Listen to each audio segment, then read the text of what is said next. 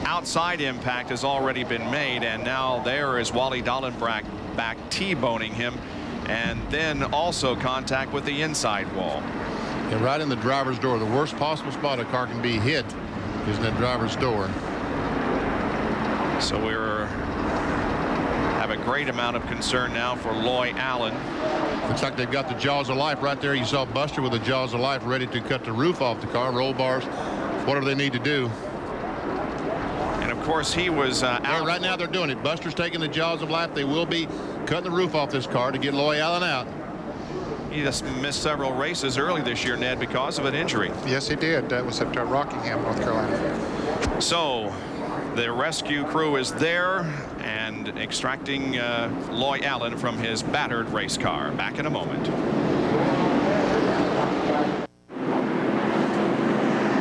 The NAPA 500, 198 laps completed here at Atlanta Motor Speedway, and our caution flag is waving once again because of an accident. This one involving Wally Dallenbach, who is okay. He got out of the car. Loy Allen is being helped from the car. They're using the jaws of life. Here it is again. Don't know what happened to his car that he just all of a sudden let off on the gas, and then he was into the wall on the outside. And then as he slid down across the racetrack, Wally Dallenbach comes along and hits him right in the driver's door. There it is, you see. Yeah. So I just wondered if maybe the left front tire didn't touch the apron down to just exactly like we saw Mickey Hudspeth yesterday in the ARCA race. Let's see. He's going in the corner. If we can see the white line, there it is on the left-hand side. That is the divide of the racetrack and the apron. And right there, he drives. Yes. Seems like he drives across the apron just a little bit, and he loses some of his bank, and sometimes that'll cause the back of the car to jerk around. And then he loses control and goes way below the line before sliding up and making contact. John Kernan is with Wally Dallenbach. Well, Bob, I saw it happen right in front of me, and I saw Wally come in. He went low trying to miss it, but Wally, you just couldn't miss it, could you? No. Every time I started to go, I tried to avoid him. You know, the car was going left to right. And then when it came that final time, I mean, the last thing you want to do is hit somebody in the door. And I tried getting it slowed down as much as I could. I tried avoiding him, but it happened so fast. I just hope he's okay. And we saw you get out of the car and limp a little bit. Are you all right? Yeah, he's conscious, and you know, that's all I can tell. But you know, pretty concerned about him. But I think he's going to be all right. I hope he will be. Of course, the concern with the fellow driver. But how about you? You were limping. It stopped me pretty fast, but I'm sure he took a lot worse hit than I did. So, you know, we'll just hang tight, and hopefully he'll be okay. All right, thank you, Wally. Bob? We've seen some very, very bad crashes here this weekend, and in yesterday's ARCA race, we had seen one after another. Let's hope that Loy Allen is going to be okay in this crash. It has brought out the caution flag for the 6th time this afternoon. 200 laps are completed. We'll be right back.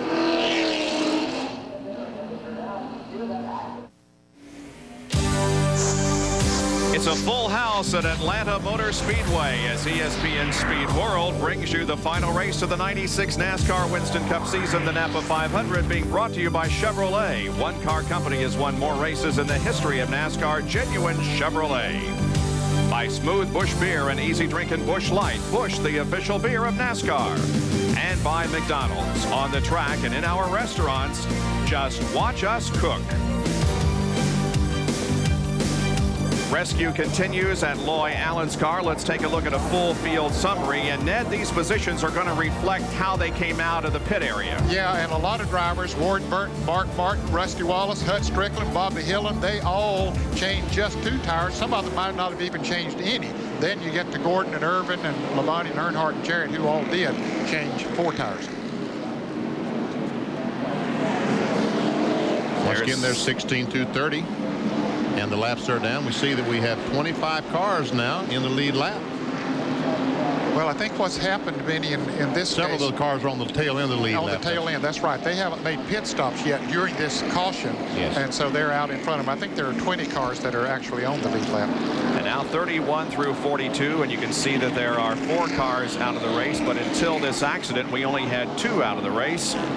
They're in 41st and 42nd position.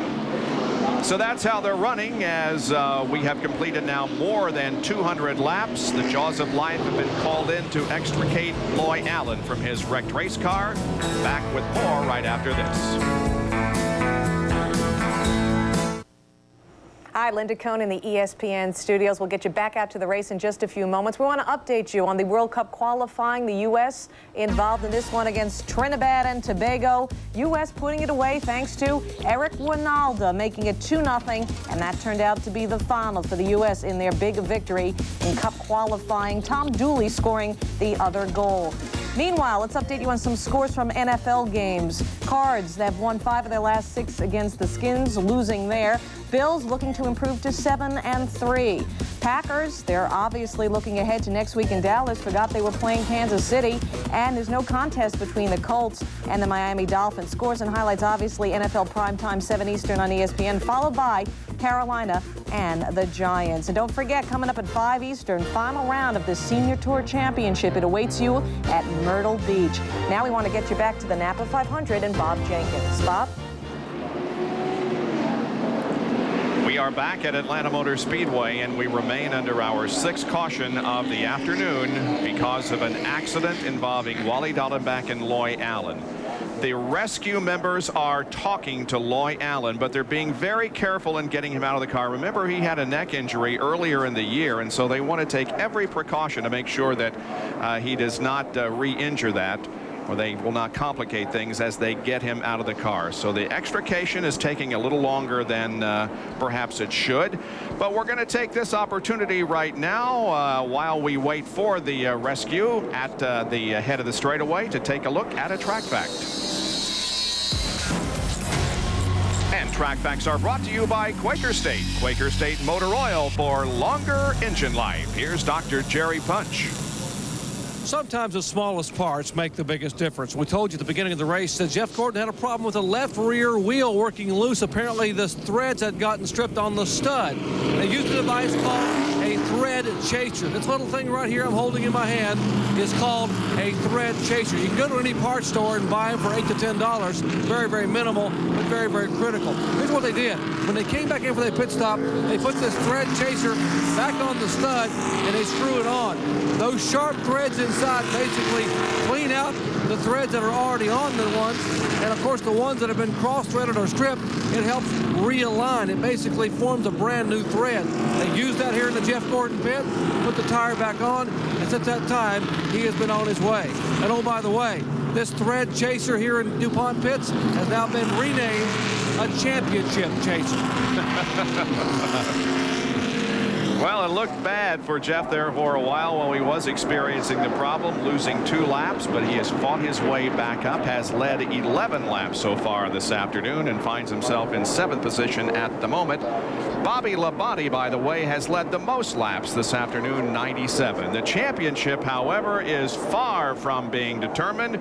Right now, Terry Labonte still has his hand on the championship Winston Cup trophy, but we got a lot of laps to run yet, and anything can happen. We'll take another break and be back with more after this. Back at Atlanta Motor Speedway, and Loy Allen is out of the car. He is conscious. They have put a neck collar on him, and his left arm has been splinted. Other than that, we don't have any real specific condition on him, but we will get it as the afternoon goes along. Let's take a look again at his in-car, Benny, and see what might have happened. Well, he goes in turn 3, and right there he drives into the sun, but obviously we can see the racetrack, so you'd think we would. He can see the racetrack. Now this is going down the front stretch. We're going to run an entire lap with Loy Allen and just see how the car's reacting. This is on top of the roof camera.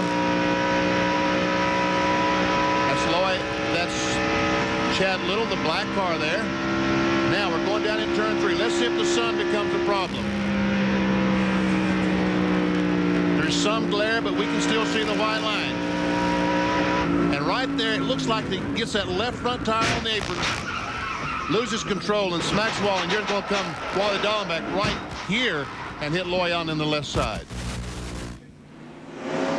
And here again is the impact that Dallenbach had. We talked to him. He tried his best to avoid this and get the car slowed down, but he just couldn't. He T-boned Loy right in the driver's side, and then both cars over and hitting the inside wall. Loy again has been taken out of the car. They used the jaws of life and cut the roof off. He is in the ambulance and headed to the infield care center, and of course he will be evaluated there to determine if he should be taken to any other facility. Let us hope and pray that Loy is okay. That injury that he suffered earlier this year was at Rockingham, and it involved some ligaments in his neck and shoulders. He missed 10 races as a result of it. So let's hope that it isn't as serious as that this time. So just a little bit more than 100 laps to go here at Atlanta Motor Speedway as the championship remains up for grabs under caution for the 6th time this afternoon. Still under caution here at the NAPA 500 at Atlanta Motor Speedway. I'm sure you're enjoying the hockey season as much as I am, are you not, Benny? Oh, yeah.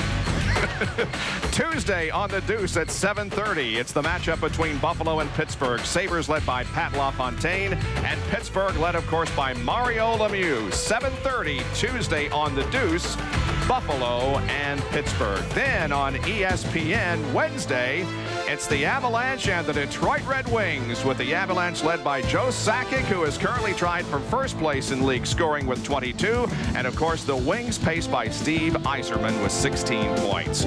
Colorado and Detroit Wednesday here on ESPN at 7:30. Pit strategy. Bill Weber, what's the report? Well, Bob, this caution came at a critical time. Right around lap 200 is when everybody got their last gas. Now, they filled it up. This race is 328 laps, and you can go about 60. Now, this long caution period is going to help these guys get through that first 60 laps, maybe 63 or 64. But they're going to have to make one more stop. Everyone's going to try and stretch their fuel mileage, so they only have to make that one stop around lap 260. Several guys coming down pit road now, including Dale Earnhardt, to get his fuel. By the way, I'm in Mark Martin's pit. His last stop, he took just 2 tires to pick up track position and all the fuel he could get to Jerry Punch. Well, we had heard that Mark Martin nor Earnhardt, neither one of those guys could make it unless they came back in and topped off. But here in Bobby Labonte's pit, they're hoping they don't need these fuel cans because they pitted on lap 197. They would have to go 131 laps, but they can go 65 because they're getting excellent fuel mileage. And up behind me, Jimmy Maycar, high atop that box back there, has been calculating and recalculating. He says we can make it on one more stop. But further down pit road, Larry McReynolds has radioed and told both Ernie Irvan and Dale Jarrett during this caution flag, guys, stay out of the throttle, stay off the gas. You might be able to make it on one stop, but it's going to be very, very close.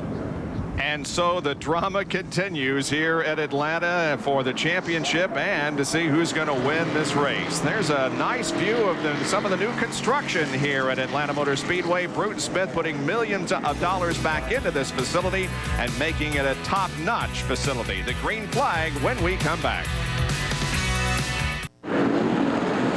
Set to go back to racing again. The report on Loy Allen, conscious, neck collar, left arm splinted. We'll have a more thorough report when it's available. Right now, we are going to go back to racing as the crowd is on its feet.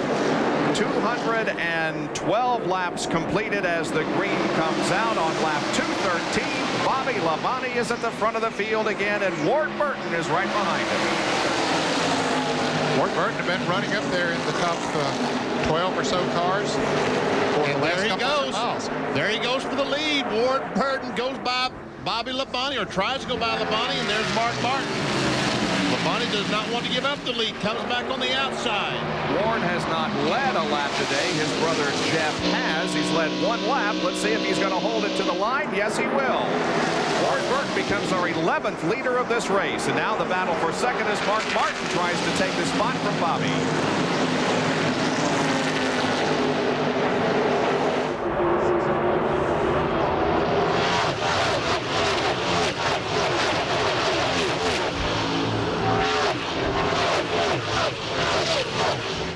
This is certainly the best that the 2 car has run all day. Rusty Wallace is up to 3rd. He made either a 2-tire change or a no tire change. I would suspect it was a 2-tire change. Yeah, he came in 12th and went in the pits 12th and came out 4th. There are the drivers that have won in 95 that have not won yet in 1996. And boy, they're up there battling for that win, aren't they? Kyle, of course, Kyle Petty is also on that list. However, his chances were eliminated of getting into Victory Circle in 96 when he failed to make today's show. But he's got a new sponsor and his own team for next year. Hot Wheels, a Mattel toy company, the sponsorship next year for Kyle Petty. There is Jeff Gordon taking the 5th position away from Hud Strickland. And back to the lead. Here comes Martin Martin, the battling Ford, trying to get by that Pontiac, the MBNA Pontiac. And will he do it? Yes, he will. But Ward's going to come back on the inside, or try to. Oh, gets loose. Man, a nice save by Mark Martin, and he leads the lap. Wow. Must have been slight contact between he and Ward Burton. Man, oh man.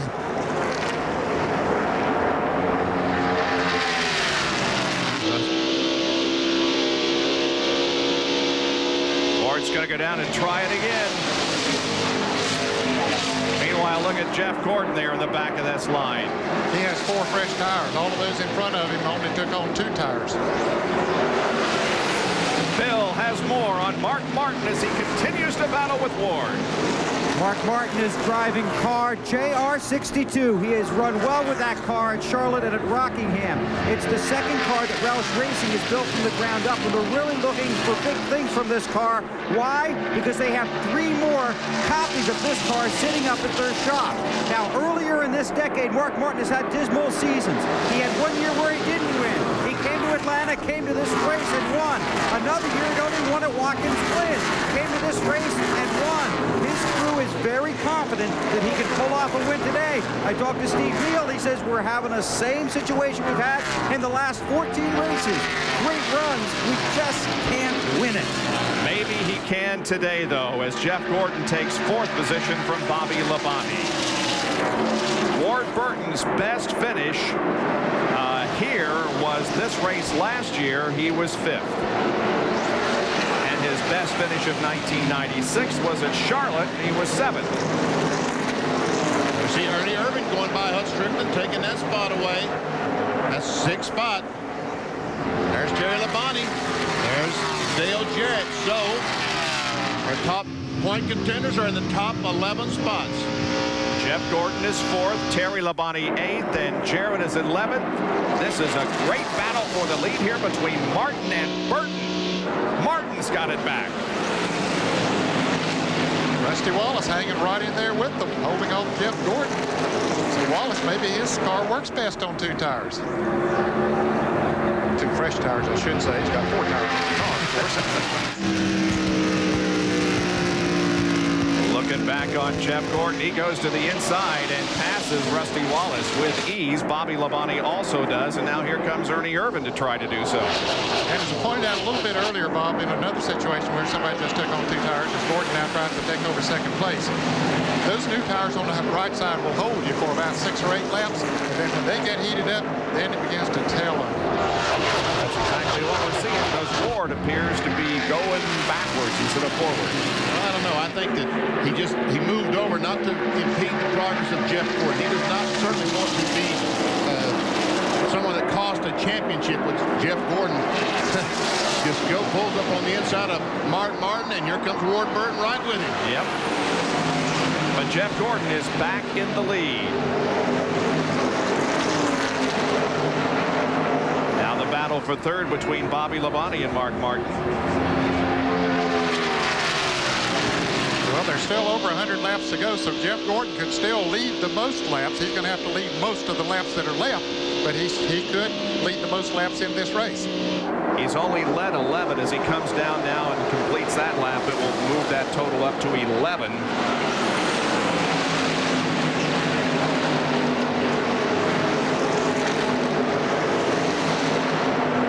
Jeff Gordon is starting to stretch out on the competition. And look at the points battle. The interval is down to 14.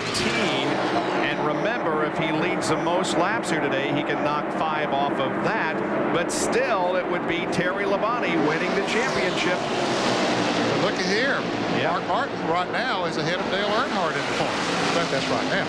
Earnhardt, remember, made a late pit stop there to take on fuel to assure himself of being able to go one more pit stop. And Ernie Irvan is only 1 point behind Rusty Wallace for 7th position. They're together on the racetrack. So lots to be settled here yet this afternoon in this 104 laps that are remaining.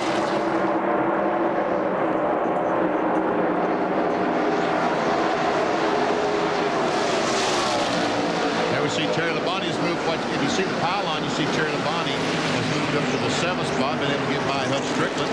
As Dale Jarrett goes by the 9 car. He's now in 9th spot. Now Wally Dallenbach has moved into the top 25 in terms of points and eligible for bonus money. He, however, is out of the race because of that accident with Loyola. Undoubtedly, he will drop out of that top 25 as the battle rages on up in front. There is Labonte, Rusty Wallace, Hutch Strickland, and Dale Jarrett. Labonte just passed Rusty the last time around. Moved him into 6th place, moved Rusty back to 7th.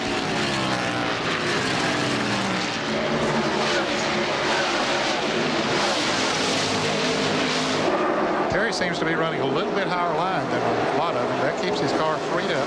Doesn't put as much strain and pressure on the tires. Doesn't heat them up quite as much. Next time around, we will have exactly 100 laps remaining. Hutch Strickland has had an outstanding performance here today. He's had a strong late season, as a matter of fact. Running up in 8th spot right now. Richard Broom will go over there as the team manager for that team next year. They're going to get their own engine back in-house. They built the engines many times at Stavola Brothers. Now they're going to bring it back in-house. Boy, here's the fact the car is doing a lot of racing. Ricky Rudd, Michael Walker, Sterling Marlin in that group. Jimmy Spencer. 14th, 15th, 16th, 17th on back. And the 1 car is 18th.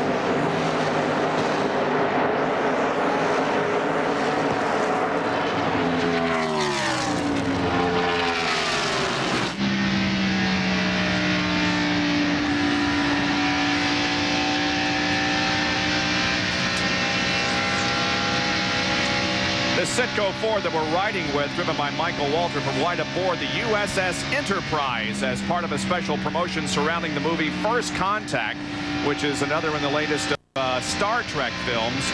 So the Citgo Ford is carrying the colors of the USS Enterprise here today, the silver and white. Michael trying to hold on to 14th position. Meanwhile, Dale Jarrett is on the move, passing Rusty Wallace for 7th. Doing it up on the outside. And look at Jarrett's lap speed, 176.9, almost matching the speed of the leader. And here is Bobby Labonte and Ward Burton side by side for 2nd position. There's that glare that we've been mentioning, and as the race goes along, the glare will get worse.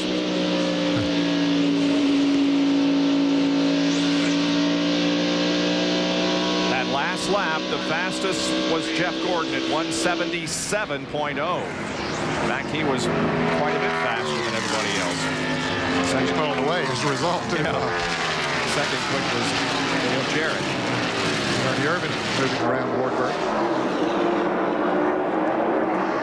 Sterling Marlin going by Michael Waltrip. Well, they're just passing going on everywhere. And look at the glare there that we're talking about. Man. And the sad part is it's going to get worse before it gets better. Yep. Now with less than 100 laps to go in the NAPA 500, it's Jeff Gordon, Bobby Labonte, Mark Martin, Ernie Irvan, and Ward Burton.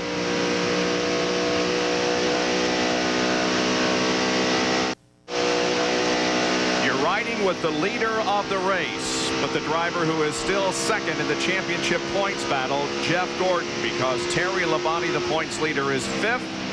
Dale Jarrett is running 6th in this race, and he, of course, is still in 3rd position in the point standings. There we see the 2nd place car. Bobby Labonte and Mark Martin is the 3rd place car. Question is, can these cars make it on one more stop? They said Bobby Labonte could make it. Dale Earnhardt stopped on the last lap of the last caution flag, so obviously he's going to try to make it on one more stop.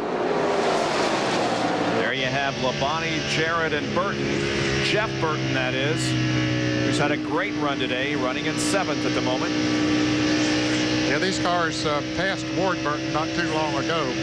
Ward, his car slipping back now with those older tires on it. Back Rusty Wallace and Jeff Burton have both passed him. Jeff Burton's crew chief, Buddy Parent, leads in the RCA Pit Strategy Award worth $50,000 over Gary Dehart and Richard Broom. That is the award for the team that displays the best pit strategy. So that's another award that will be handed out in New York City.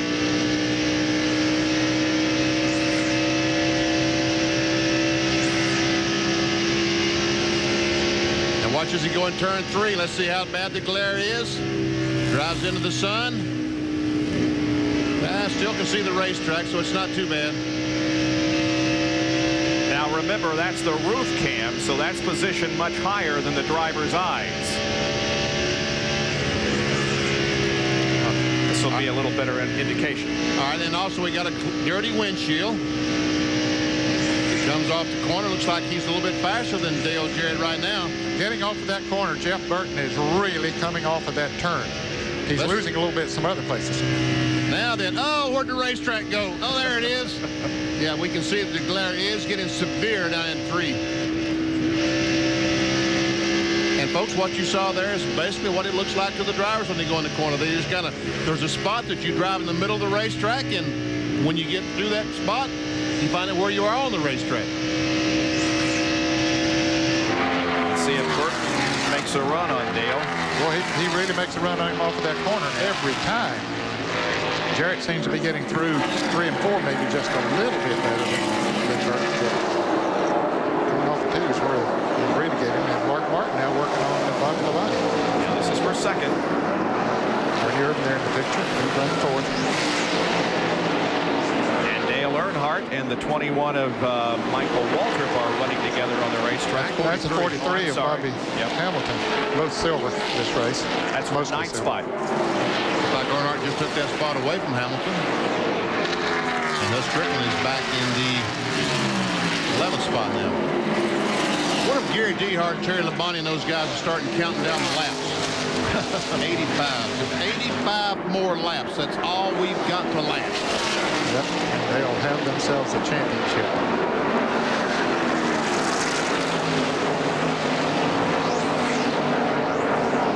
Here's a Graham Field summary.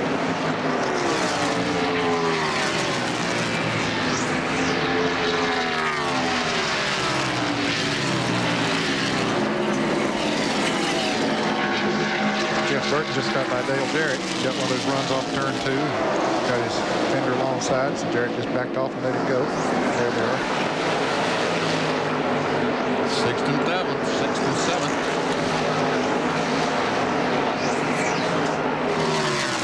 There's the 5th place car, and there's the 2nd place car. And right now, that's Mark Martin. It was the 18 of Bobby Labonte. And here comes Ernie Irvin up to join that fight for 3rd spot now.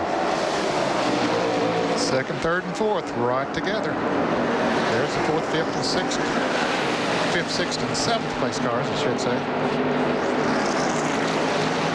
You see Terry Labonte, you know, he's got to figure that Jeff Gordon's going to win the race. I mean, if I was that crew, I'd be figuring that Jeff Gordon's going to win the race. He's going to lead the most laps. There's a battle for 3rd spot. So, man, I got to hang in the top 6 or 7. So Bobby Labonte has lost 2 positions here in the last couple of laps, and side by side are Terry Labonte and Jeff Burton. Jerry with an update on Terry Labonte's hand. How's he doing, Doc?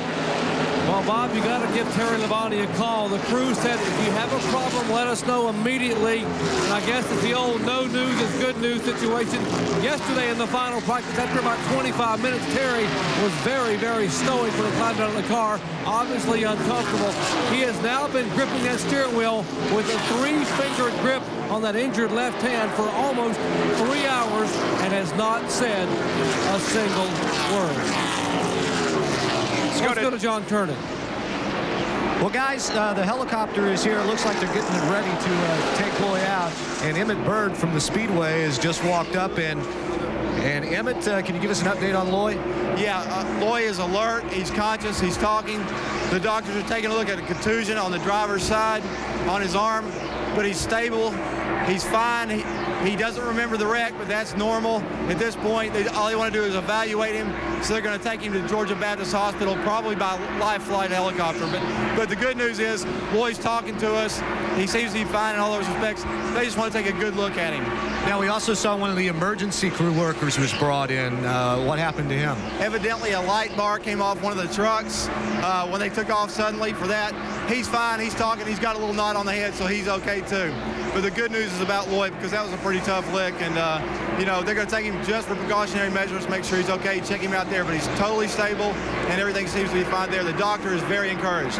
Okay, well, they are bringing Loy out on a stretcher now and getting ready to put him on the helicopter. But the report from down here, guys, is good news. Yeah, that's very positive information, and we hope they find everything okay when he is taken to the hospital. Well, look at Jeff Burton. He's on the move. He has moved up now on Bobby Labonte. He's running 5th. Bobby Labonte running in 4th place. And Jeff Burton about to take that away from him. Seems like the longer Burton's car runs, the better and faster it goes. In relation at least to others. Now Labonte fighting back though, Benny. Yeah, he drove up behind the 99. He got that car loose up in the middle of the corner and decided he would try to do the same thing to Jeff Burton, but this time Burton goes to the corner on the outside, so Labonte chooses to let him go ahead. Great year they've had that 99 car. Jeff Burton, Buddy Parrott.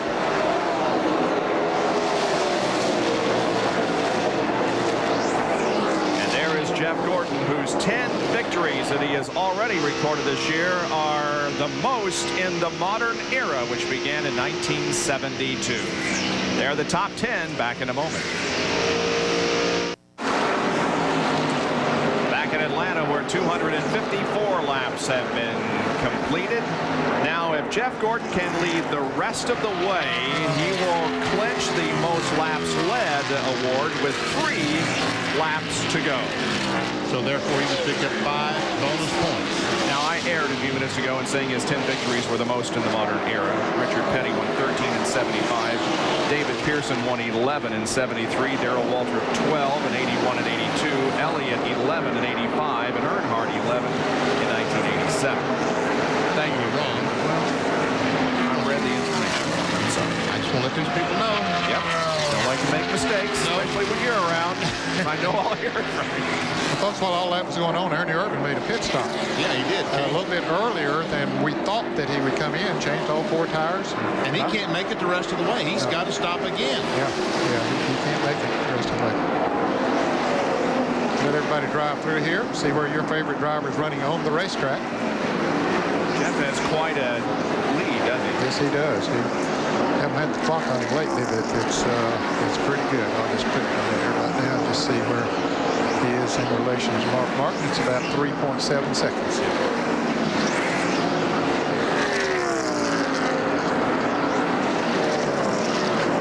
And there comes the leader.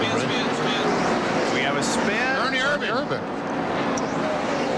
Up in turn 2. Ernie Irvin at the top of the racetrack. Oh, who went up there high and missed him? I think it was Robert Presley.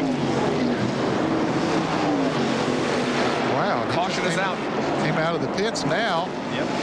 43 and 28.71 from here on. That's kind of cut it close for a lot of people. Really cut it close, yes. Well, the leaders have not gotten the caution yet, but they are slowing down, and some are getting a lap back. Here comes Jeff off the 4th corner and taking the caution flag. Joe Nemechek, yes, I believe he will. Let's see, Nemechek is 45 laps down. Yes, here's Jerry. Ernie pitted just a moment ago. They really weren't sure what had happened. Ernie said, I got a right front tire going down. They came in and suddenly look at the right front tire, and this is what was left of the right front tire. But they took it off and checked the air pressure, and the air pressure was okay in the outside and in the inner liner. They're not really sure what happened, but looks like the tire had been cut or shredded. So Larry McReynolds was just going back over the wall to tell Ernie, be careful, maybe something is rubbing, and suddenly it was too late. Yeah, he got to him just a little bit late because Ernie impacted the wall up in turn 2 and then slid to the bottom of the racetrack. Here's the replay. He's already up against the wall here. Rubbing the left side. And we're going to see Robert Presley go by. I think it's Robert Presley, wasn't it? I think so. Yeah, up on the outside there. He was up in the marbles and holding on, but he kept control.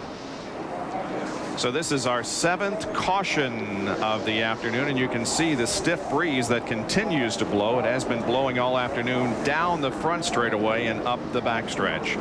Now here we go with more pit stops. Yeah, they were not far from green flag pit stops, so they got to come in here now. John Kernan in Jeff Burton's pit.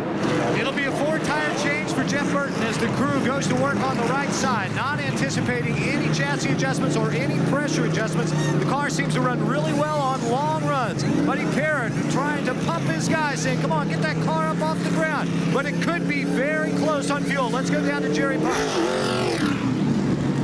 Triple picture watching Jeff Gordon top. 5 and 88 on the bottom. Right side tires already haven't gone on Terry Labonte's car. Likewise now left side tires going on the car number 24. This could be the final pit stop of the 1996 season. Dale Jarrett is down and away. Here is Gordon. It'll be Gordon on pit road in the 99, the 18, and the rest it's a scramble. Boy, it was about to be a scramble. Jeff Burton coming down pit road at a pretty good clip. He pitted way up there in turn 4. Mark Martin was pulling out, and Earnhardt pulling out. They almost wrecked. Well, Joe Nemechek is being held here on the front straightaway, so apparently he did not get his lap back, and they're going to hold him there.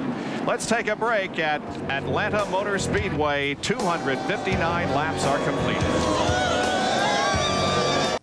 Hi, Linda Cohn in the ESPN studios. We'll get you right back out to the NAPA 500 in just a few moments. But first, we want to update you on this. The AP Top 25 College Football Poll. No change at the top, but look, just 17 first-place votes for the Buckeyes despite their romp over Illinois. Colorado, the Tar Heels now tied for 6th. Then it's Bama, K-State, BYU rounding out the top 10. Penn State climbing 3 spots to 11. Volunteers falling 6 spots to 12. Michigan drops to 16 after losing to Purdue. Unbeaten Army breaks into the poll at 22. Just a reminder, NFL Primetime comes your way on ESPN at 7 p.m. Eastern after golf. But now back to Bob Jenkins and the race. All right, Linda, thank you very much. We are back at Atlanta Motor Speedway under caution because of an incident up in number 2 involving Ernie Irvan. Let's look at a pit stop summary here as Jeff Gordon came into the pits in first position and exits there. Mark Martin lost 3 positions. Terry Labonte lost 1. Dale Jarrett lost 1. And Earnhardt picked up 3 positions. Came in 7th and went out in 4th. The 99 car is a fellow that picked up all the spots. I don't know where he went in the race, but he did come out in 2nd spot. Also Bobby Labonte. Pace car still out there with the field in tow. Went in 3rd and came out in 2nd spot. Well, they have completed 261 laps, gentlemen, and that means we've got about 467 to go. Is that an adequate amount on the fuel they've got? It's going to be awful close for some cars, I would think. Yeah, I would think so, but I'll bet that there are a few out there that can go that far. And I would say that Bobby Labonte is probably one of those that. What did Jerry say? He could run 65 laps or something a moment ago? And with all those caution flags? Of course, the more they run under caution here, the better off they will be. Exactly. So they're still getting Ernie Irvan's car off the racetrack, and so that's continuing to be the reason why we are displaying the yellow. We're going to show you a field summary when we come back from this break. There's a look at Ray Evernham, who's watching his driver, Jeff Gordon, leading the race at the moment, but still 2nd in the championship points.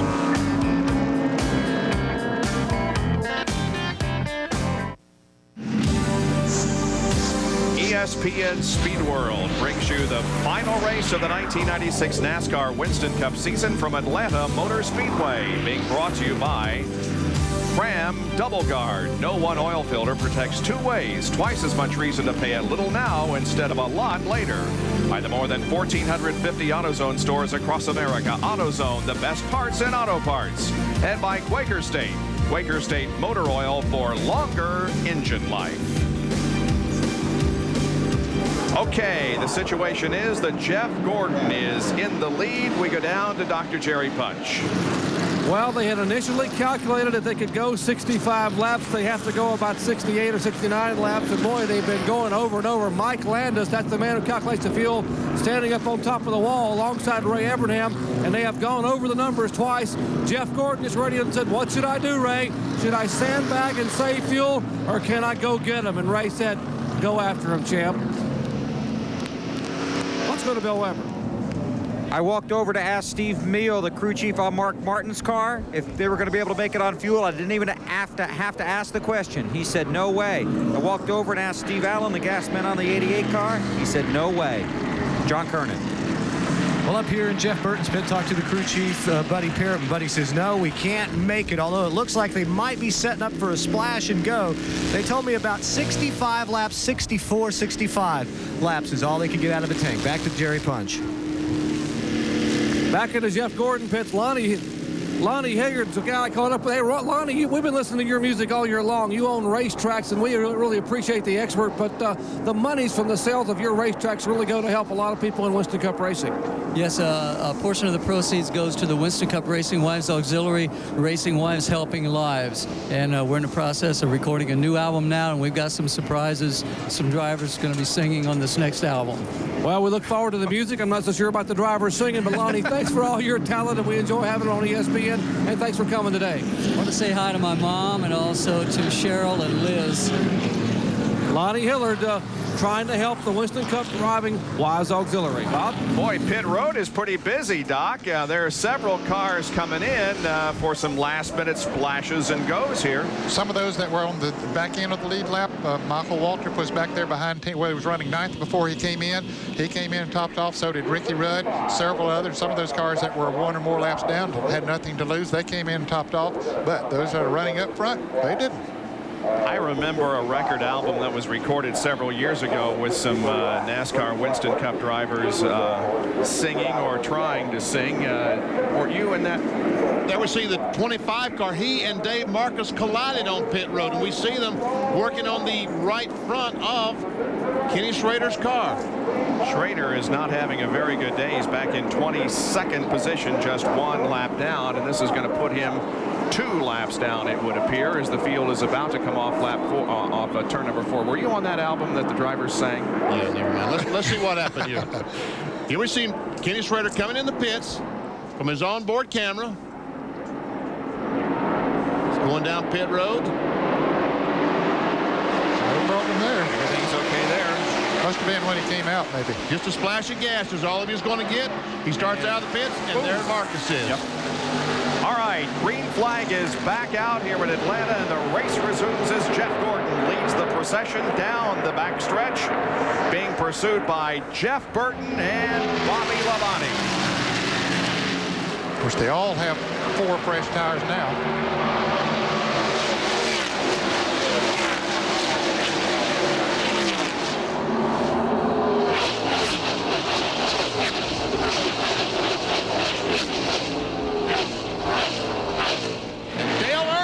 Second place, and the 99 car got in the corner. Looked like he got extremely loose or something happened up the hill, and Earnhardt had gotten by Bobby Labonte. Is now in second spot. Yeah, I think Burton just got his right wheel. He went in there, got awfully high, got those right wheels all the way up a little too high, and just simply had to back off the gas to keep him hitting the wall. Boy, it cost him what? He fell from second back to 6th position. This is a replay of what happened up there in turn 1 a lap ago to Jeff Burton. He goes in the corner of the 18 car. He thinks he's under him. He goes in the corner. Ned, you're right, got too high. See, he just keeps getting high there, and Earnhardt gets under him. That pushes him up a little bit higher. The air does, I should say. Wow. And he got those right wheels up there in the loose stuff, as they call it, and no traction. All right, here comes Dale Earnhardt now, catching up to the leader of the race, Jeff Gordon. I'm sure they've been adjusting on that Goodwrench Chevrolet all afternoon, and we've pointed out several times that he's been very fast on the new tires. But after they run a while, the car has gotten loose on him now. Whether that has changed, I'm sure they made adjustments on it, but not have that fixed. And Earnhardt has not led a lap so far, so if he does lead a lap, he'll become our 12th different leader of the afternoon. He's coming up on Jeff Gordon off the 4th corner, but Jeff will lead this lap. Looks to me like he's going to lead a lap. There are 59 to go. Car is staying right on the bottom of the racetrack like these other cars, and right now Jeff Gordon's car is moving up the racetrack a little bit. And of course, if anyone but Gordon leads from this point out, it's going to hurt Jeff's chances of leading the most laps here this afternoon. Well, look at Earnhardt drive that baby in the corner, trying to get on the outside of Gordon. Can he do it? Not yet. Bill Weber has a report from Earnhardt's pit. Well, it's hard to say that when you're 4th in points, you really want to win to save the tail end of your season. That's the story for Dale Earnhardt, closing in and looking inside of Jeff Gordon. But the story on Earnhardt's car is he shoots into the lead side by side with Gordon, then trying to pass him as they head into 3. They've got the handle dialed into that car. And we got a car up in the wall. Bob. It's Ken Schrader up in the wall. Obviously, the right front has blown on the tire on the car. And they're hoping he can get off the racetrack, but no caution yet, but I don't think he's going to be able to. Still no caution as the car remains at the top of the racetrack. And he heads for pit road and gets off the racetrack, and so there will be no caution. Look at the damage to that. Look at the damage to that right front as he goes right behind the wall. Well, that's not the way that Ken Schrader wanted his last ride to be in that Budweiser Chevrolet. It was Ricky Craven who will take over that ride in 1997. Dale Earnhardt is in the lead, and here's a battle for the 6th position between Jeff Burton and Dale Jarrett. You wonder if that contact that he had with Dave Marcus in the pit area, that right front might have been rubbing that tire and caused it to go flat. Caution is coming out. Apparently some debris on the racetrack. This will give everybody a chance to go in and top off that fuel. We won't have to worry about it no more. Earnhardt led that lap, but Jeff was trying to get back in the lead position. This is the 8th caution of the day, and we'll show you from the onboard camera why we're in our 8th caution of the day with Ken Schrader. He was right in front of the leaders and going down the backstretch, heading into turn 3. He got right up next to the wall. You can see apparently the tire or something let go. Fortunately, he was close to the wall before it started happening. And you see the leaders go by down on the inside, so he just stays up there on the outside. You know what? He never hit anything. I mean, he never hit the wall. The tire just... Now, watch this contact we're talking about. Right there between Marcus and Schrader. We see he bent that fender in, and when he worked on the fender, and those guys tried to get the fender beat back out, but I'm sure that fender cut the tire down as he was going down the backstretch. Yep, I would think that would be correct. Schrader behind the wall. We are seeing pit stops being made now as Dale Earnhardt leads everybody down, and now we know they will have enough after getting filled up this time to go the distance. Here's John Kernan.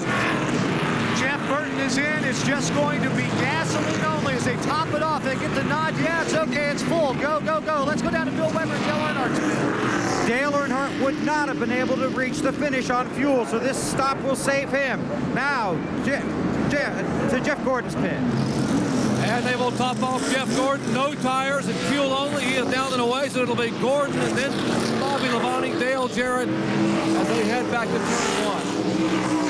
Jeff Burton is going to fall in next. Terry Labonte loses some track position there on that pit stop. There is Gordon as he catches up to the rest of the field.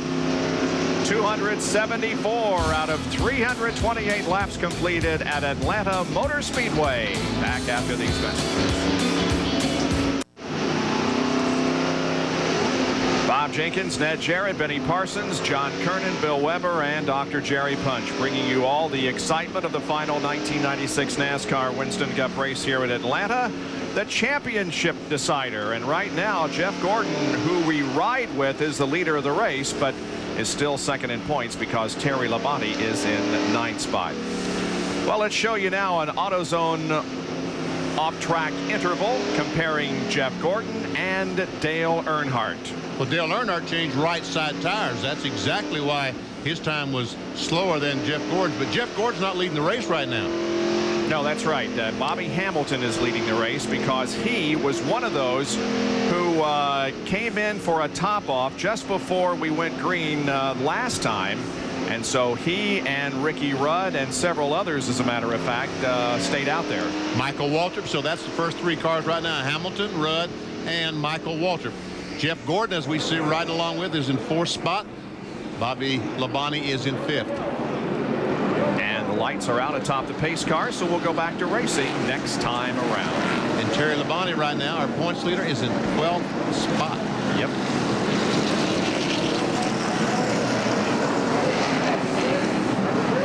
That's still okay as far as him winning the championship. Yeah, that's what I just looked up. It would be there's right now a 14-point difference according to how they're running on the racetrack. After the conclusion of this race, we're going to bring you Shop Talk, and that will be your first opportunity to buy championship merchandise. And then right after Shop Talk, we've got golf coming up for you here on ESPN, the Energizer Senior Tour Championship from Myrtle Beach, South Carolina. That's 5 o'clock this afternoon. Ernie Irvan has been released from the Infield Care Center. That is good news after his crash over in turn number 2. Loy Allen, of course, is being taken into a hospital in Atlanta for further evaluation, but apparently is not suffering any serious injuries. 2x2 lineup as we get set to resume racing at the completion of lap 277. Now remember, way back in the race that Bobby Hamilton was charging up towards the front, then he had to come back in the pits and had to go to the rear of the line. He's fought his way back up there. He fought his way back up into the top 10. Don't know how fast that Pontiac is, but we'll certainly find out right now. And Michael Waltrip really holding up Jeff Gordon there on that restart. Sure is. Jeff finally gets down to the bottom side of him, but he lost some track position there. Michael, I don't know if his Ford just wouldn't take off or what happened, but the Bobby Hamilton and Ricky Rudd just drove away from him.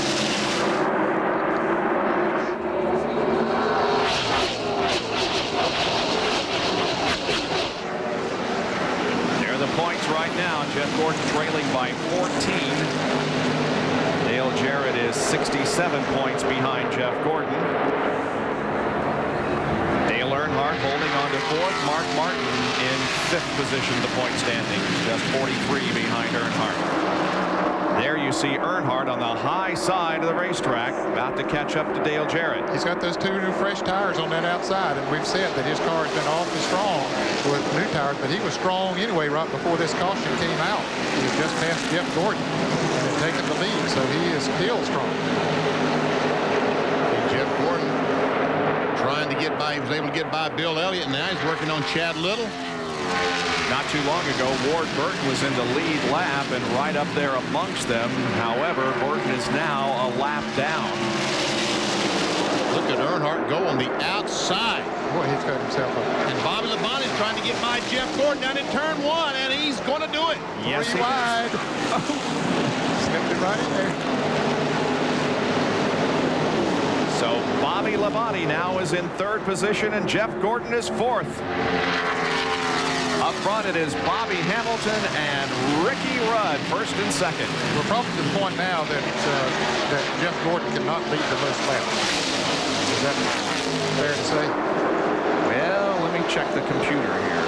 See if I can determine that. Because a while ago it said it had to lead till 3 laps to go, and it's already been more than 3 laps. So I would think that. I believe Bobby Labonte is going to get the 5 bonus points for leading the most laps. Now watch him as he go in turn 3. And watch this sun as it gets in these windshields. Right now, they really need a cloud cover. That's from the roof cam inside the race car. It's even worse than that.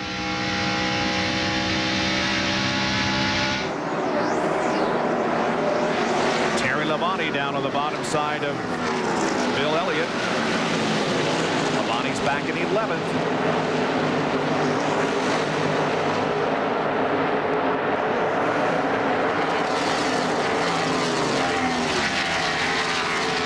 still a lot of scrambling going on back there for positions.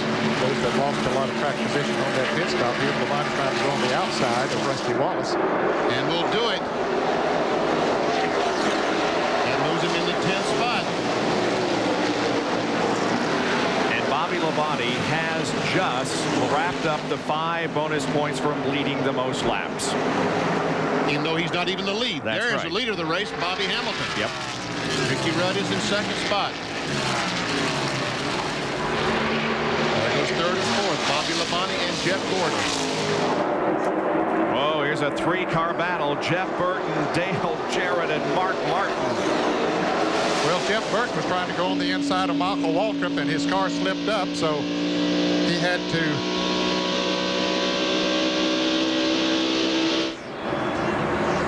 But Jarrett tried to get on the outside then off Burton, but when his car slipped up, there wasn't room.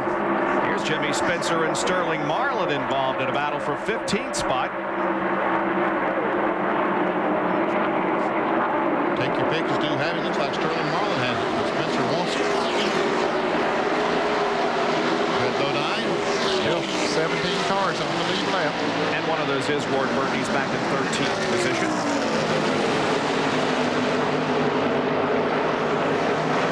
Bobby Hill up there, number 77. He stayed up there in the lead lap all day. He's done a great job. Ted Musgrave is at the rear of that line, is not on the lead lap. He's 8 laps down in 31st. Now Jeff Gordon up to Ricky Rudd, trying to take over 2nd. Or make that 3rd place. Bobby Labonte has gone to 2nd. And Earnhardt now comes up on Ricky Rudd. And Bobby Labonte has caught the leader. The SVP Pontiac, Bobby Hamilton leads the race, and on the outside, Bobby Labonte is going by. And Earnhardt went on the inside of Rudd while all that was going on, took over the 4th position. There they are, the top 5. Yep, right there in a line.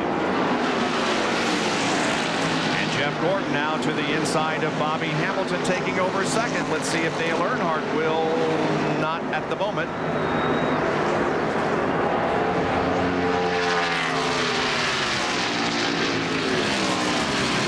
Earnhardt going high. If you watch this battle back there for 6th, 7th, 8th, 9th. Jarrett and Labonte. There's Earnhardt. Made the pass on the outside of Bobby Hamilton. You recall last year, Dale Earnhardt won the race, did what he had to do, but came up short in the championship. Ricky Rudd to the inside of Bobby Hamilton for 4th. Terry Labonte is back in 8th spot. See the pylon there? If he can stay right there, no matter what Jeff Gordon does, he will be the 1996 Winston Cup champion. There he is running alongside Michael Waltrip. And trying to take over the 7th spot. Little insurance. No, he's got a good race car. He has a great He's going to drive it hard and careful, but Michael Waltrip losing more spots than Sitco Ford. Just about to lose 9th to Jeff Burton.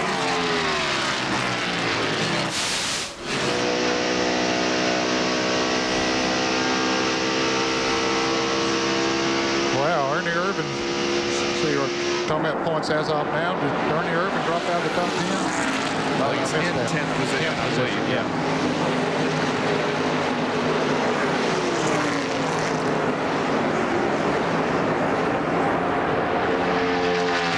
Brett Bodine is at 26th spot. He might. Well, there he's in 24th spot. Dollenbach still hanging on to that 25th spot.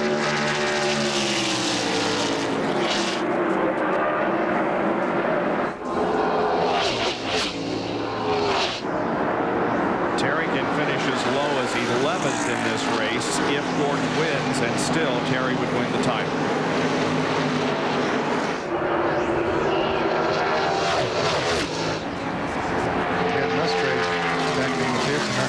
Pit stop.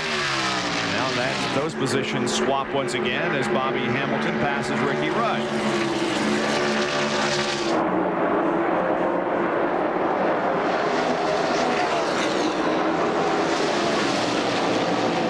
There's how far they are behind the 3 leaders. The 3 Chevrolets out front. And you got a Pontiac and a Ford. Dale Jarrett about the real end, Ricky Rudd and Bobby Hamilton. Ford has 24 wins here at this racetrack. Chevy 22. 3 Chevys, as Ned said, in the top 3 positions. By the way, Chevrolet did wrap up the manufacturer's trophy in Phoenix last week with Terry Labonte's 3rd place finish. Yep. Rusty Wallace, Michael Waltrip running together. Greg Sachs, he's a lap down in the 40 car in 18th position.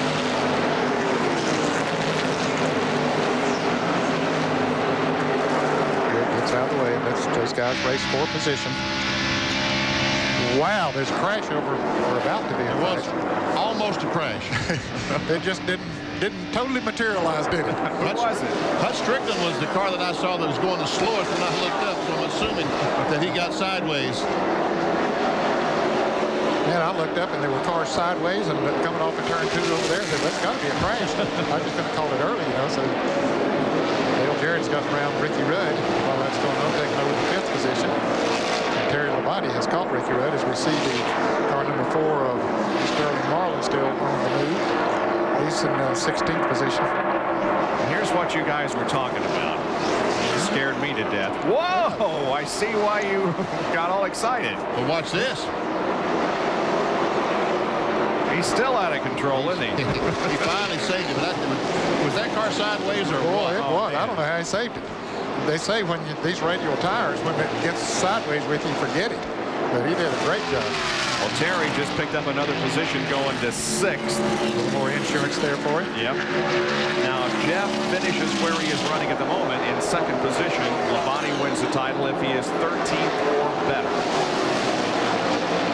Folks, this thing is not going to be decided until the last lap. Right now, there's 17 cars on the lead lap. Yep. To that point that you made at the top of the show, there's going to be a lot of cars in the lead lap. And so, you know, the last 2 laps could make a difference. I mean, there'll be a factor. Hines 57 field summary. There are 17 cars currently on the lead lap. There they are. Bobby Hill in the last car on the lead lap.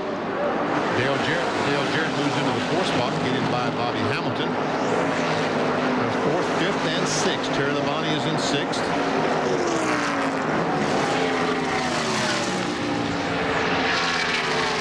There's a 6th place car. You see Ricky Rudd's tide ride coming in. That's the 7th place car. And Mark Martin on the bottom of the racetrack. That's 8th place. Of course, Rudd continued that streak that he was after, winning a race every year since 1983 when he took the checkered flag at Rockingham not too long ago. Bobby Labonte beginning to pull away from Jeff Gordon now. 30 laps to go. There is the leader of the race, Bobby Labonte. He was the pole sitter this race. Will walk away with $136,800 in Unocal bonus money if he wins the event. Our congratulations to Kyle Petty, who's been named the 4th quarter nominee for the NASCAR True Value Man of the Year Award, which is based on a combination of on-track and off-track community involvement. Kyle, of course, founded the Kyle Petty Charity Ride Across America, which has become one of the more recognizable fixtures in NASCAR racing. That California to Carolina trip has earned more than $1 million for various charitable organizations in just 2 years, including the Winston Cup Racing Wives Auxiliary and the Make-A-Wish Foundation. So Kyle joins Ricky Craven, Dale Jarrett, and Jeff Gordon as the finalists in the True Value NASCAR Man of the Year Award.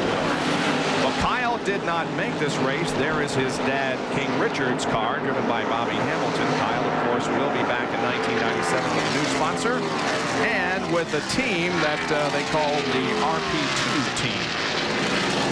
But it won't be run out of Petty Enterprises, not in their physical location. As a matter of fact, he has rented Bobby Rahilly's shop. The old Rayhawk shop. Terry Labonte has just gone into 5th position, passing Bobby Hamilton. So Labonte still remains on championship pace. Jerry has more on Terry Labonte. Well, the Kellogg crew standing on the wall, guys. You know, if Terry Labonte holds on, it'll be a popular win among the drivers, but it'll also be a popular win among crew members. And for one reason, there's a guy on this crew that's been around for 4 decades. 60-year-old Dan Ford has been building gears and transmissions for 4 decades and has never won a title. He is loved by everyone, and this morning he sat in the lounge with a tear in his eye and said, "Doc, maybe today is our day." And oh, by the way, a deal this morning between Bobby and Terry Labonte. Terry said, "If I win the championship and you win the race, let's take a victory lap together as brothers." And that is the way it's set up right now. Bobby is leading and Terry is the champion at the moment. The 88 car is on the move. Dale Jarrett running in 4th place.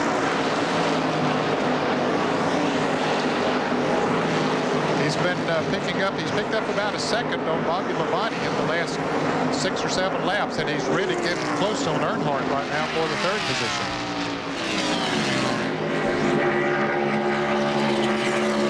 Let's check the lap speeds of those running in the top 10.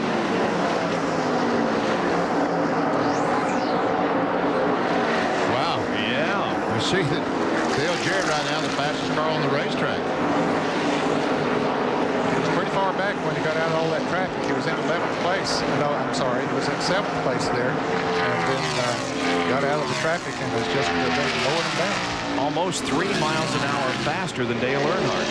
And once again, Dale Earnhardt, same situation. He's really good for about 10 or 15 laps. And then it just goes away. Jarrett with a run coming off the 4th corner. And Dale Jarrett is going to pick up another position. When you have to race these other cars, see the speed that you lose? Lost about 3 miles per hour. Yep.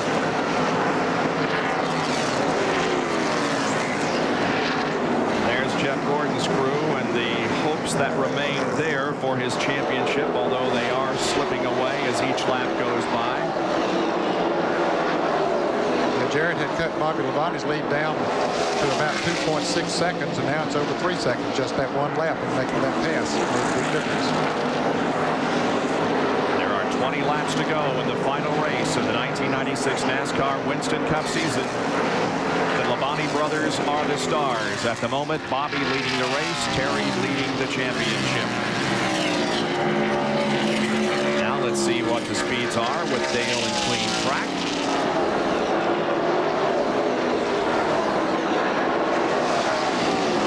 He's still a little faster, a mile and a half an hour faster than Bobby Labonte. But he's got a good ways to go, 18 laps to go, and I don't think he can catch Bobby Labonte. I don't think he might get up to Gordon, but I don't believe he'll catch Bobby Labonte. And Bobby Labonte right now, Jeff Gordon is definitely not catching Bobby Labonte. And I tell you, there we see Labonte come off the corner. We see Jeff Gordon back there. And, you know, Ned, this would put Bobby Labonte on NASCAR's exclusive winner's circle if he were to win this race, but he would knock Jeff Bodine off. So I'm sure that Jeff Bodine and the crew would be pulling against Bobby Labonte. Exactly. And that's a minimum in 1997 of $232,000. All right. So that's a lot of money. But you know why Jeff Bodine is saying, come on, Bobby, don't win this race.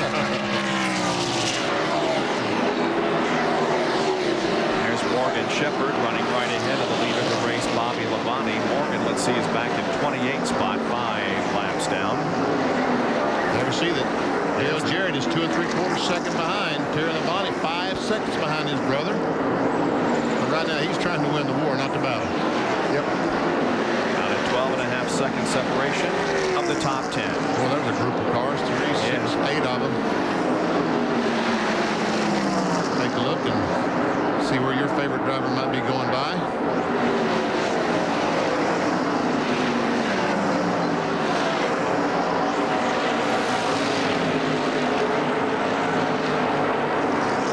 Now the interval now only 2.3 seconds back to 3rd place, Dale Jarrett. But he's going to have to catch and pass Jeff Gordon, and that's going to cost him another half a second or so. And even if he's able to do that, I'm not saying he's able to do it. He's catching Gordon in a hurry. But getting up there and passing him might be a different story. just joined us, that Interstate Chevrolet next year will be a Pontiac. Joe Gibbs announced that he is going to use the Pontiac Grand Prix next year. Here we see Dale Jarrett. He just a couple of car lengths behind Jeff Gordon. He's come from over 3 seconds behind him. Wow. Jarrett on the middle of the racetrack. Yeah, he's been running that high groove here recently. See what kind of a run he gets off of that turn when he runs up there? So apparently he's found something that works for him. The spotter and his crew chief and everybody tells him, hey, that's a good line for you to take. Now he's up there. I don't think it'll work on this turn. Didn't lose much, but he didn't gain much either. Less than 2 seconds back. But this is definitely going to cost him some time here while he's passing Gordon. Now he goes up, if he does. He might have it. He might have him coming up this corner. No, not quite.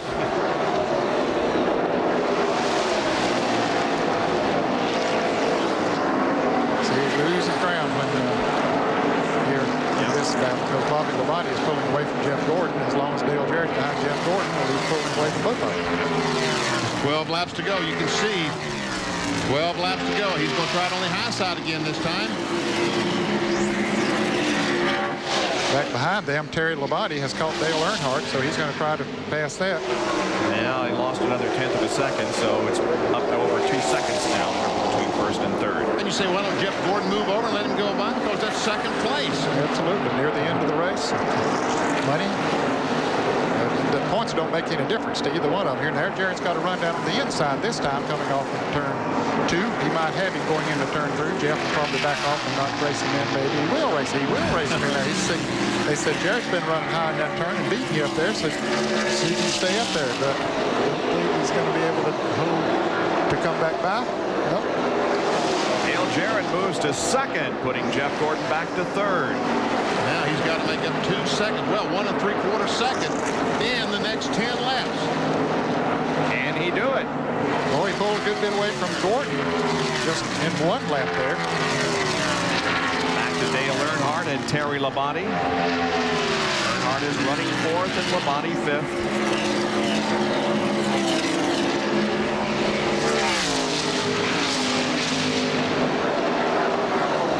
Labonte not straining that car. He's just running himself a good, solid line, not upsetting the car. He's running a good, solid race today. He certainly has. We've seen he's running a great race. Dale Jarrett gained 0.05 of a second. Obviously, Earnhardt almost got the miss that time. Sure did. He came off that corner way high. And now you see that Dale Jarrett is only less than a second and a half behind Bobby Labonte. He is definitely gaining. I'm afraid he's running out of time, too. 8 laps to go. 1.5 seconds separate first and second, and Jeff Bodine has a problem that results in his coming in for a late pit stop. Running back in 24th position.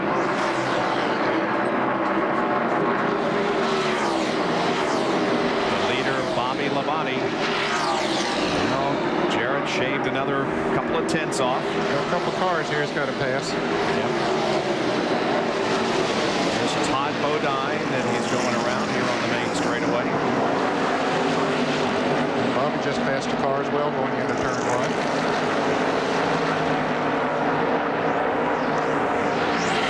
There are 6.5 laps to go, but there are 17 cars on the lead lap, and if somebody has a problem even on the last lap, it could determine the championship. Don't go away. The title contenders have got to finish this race. Terry Labonte does. And although he's solidly in 5th at the moment, anything can happen. That's right. There's 23 cars, 1 lap down or better.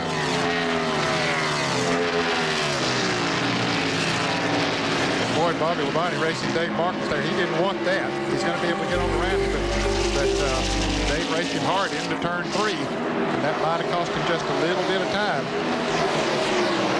That interval now is shrinking to just a slight bit over a second. Now it goes back up to 1.2.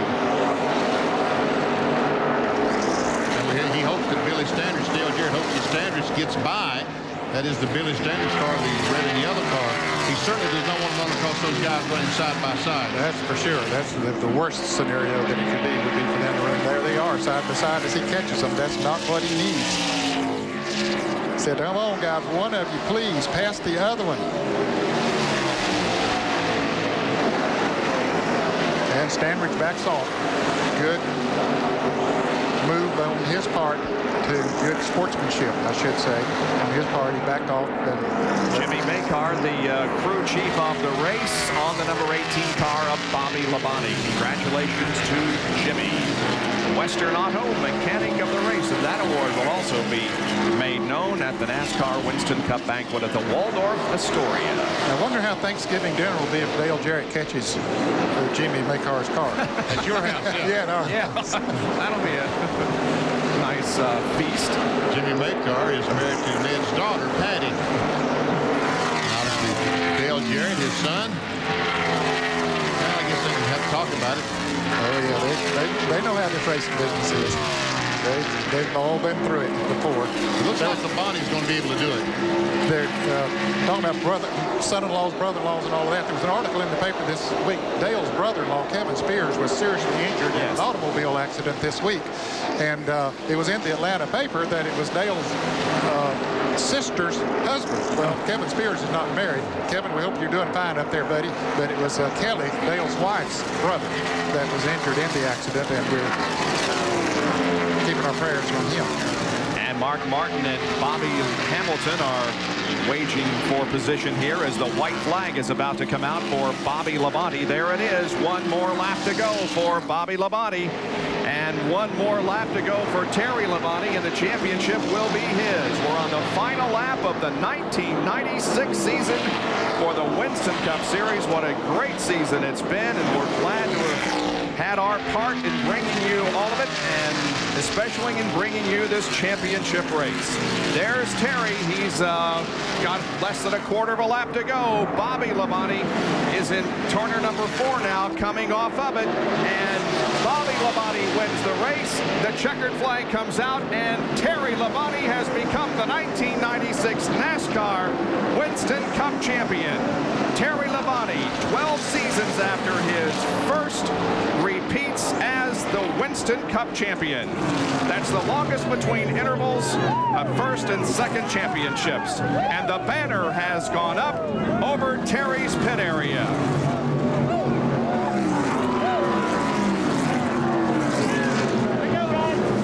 What a day it was for the Labontes. Both have reason to celebrate here, but the big reason is the championship, and you can see Jeff Gordon has slowed down and salutes the champion this year, just as Jeff Gordon was last year. Jeff will finish second in the points for 1996. I tell you, it was a tremendous effort. The 3 championship contenders started in the top 5. They finished in the top 5 here, so they raced for it all day long. Dale Jarrett finished second, Jeff Gordon third, and Terry Labonte fifth. Here's Jerry Punch. Well, Gary Dehart, it's been a long year, but boy, what a nice one for you. Congratulations, an outstanding effort. Well, we did what we had to do today, Jerry. We had to stay out of trouble, for one thing. The car wasn't as good as Bobby's.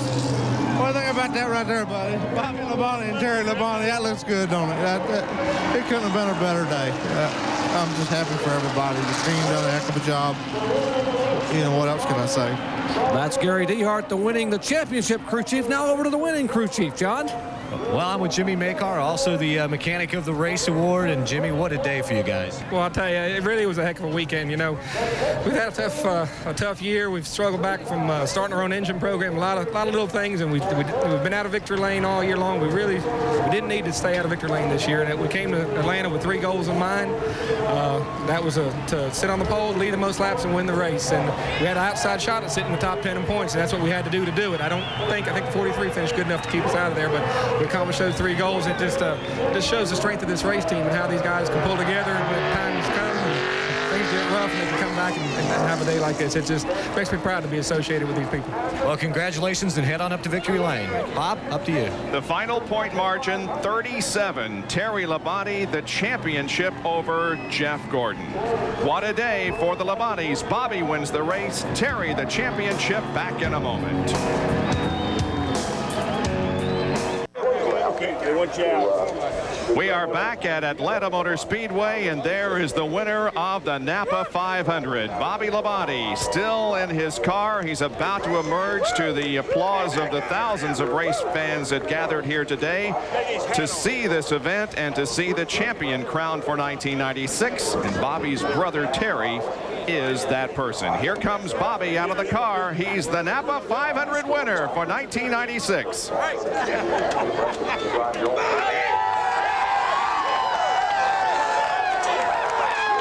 Here's the McDonald's Winner's Circle interview with Bill Weber. And it has been a roller coaster season for Bobby Labonte. It started off tough, upside down at Daytona, but victory lane here in Atlanta, and a great day for your family too. Congratulations. Man, it's the coolest thing I've ever done. I'll have to admit, but I tell you, the Interstate Battery Chevrolet, this is the hat right here today. The Interstate Battery Chevrolet, I tell you this thing, we had an idea what we're going to do when we got here this week, but we didn't realize what was going to happen. But you know, I just like to thank Interstate Battery, Shell Oil, Easy Care, Champion, Food Line, NFL, Goodyear Tires, and all these great guys behind me. You know, they're the ones that did it. You know, it's just Chevrolet. Can't say enough about them. We finally pulled one through for them. We were kind of letting Ray Cooper's been giving me a hard time. So thank goodness we've gone out as a winner here at Atlanta. We've did some good things this weekend. So that was great. And Terry won the championship. And like I said, that was the coolest thing I've ever done. Okay, congratulations to Bobby Labonte. A big day for the Labonte family. And Dr. Punch is with Terry Labonte. Last night it was Evander Real Deal Holyfield. Today it is Terry One Tough Texan Labonte, 1996 NASCAR Winston Cup champion. And Terry sits back and takes a huge deep breath inside the car, takes a look at that left hand, and now we'll shake hands. And Terry, I tell you, I think he's so pooped we're going to let him sit in the car. Terry, you're almost too exhausted to climb out, but congratulations. Well, thank you. I just don't know what to say. I just got to thank Rick Hendrick, all the guys on the Kellogg's team, all our sponsors, Quaker State, GMAC, Kellogg's, all the guys that just hung in there. And it's just a great day. Terry, we talked the other day at the shop, and you said 3 years ago, a lot of people had stopped believing in Terry Labonte, but Rick Hendrick believed in you, Kim believed in you, and you believed in yourself, and now you're back. I never thought it would take 12 years to come back after the first one, but you know, you just can't ever give up. And there was a lot of awful good people that helped me get here today, and I just owe it all to them. You know, winning the race would have been great, but having your brother win the race and you win a championship, what a family day for the brothers Labonte. Yeah, which one's better?